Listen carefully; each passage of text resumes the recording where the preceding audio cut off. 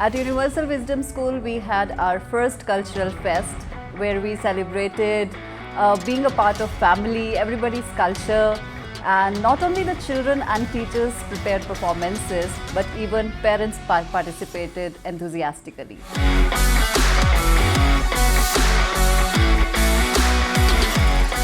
It was a bit overwhelming to see all our students and teachers and parents performing here.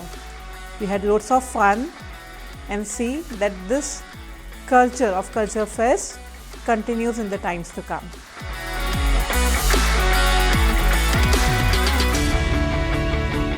It's been a great time and it's been wonderful to see all parents, teachers and students getting together, enjoying together and being able to deliver something beautiful and prepare that for the rest. The family has been consistently growing, so it has been an amazing opportunity to meet and set like a good closure to the academic year.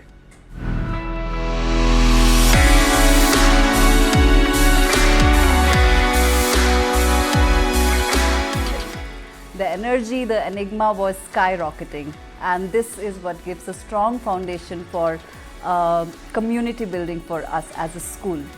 We look forward for many more such events, and we look forward for all your support in the coming years. Thank you.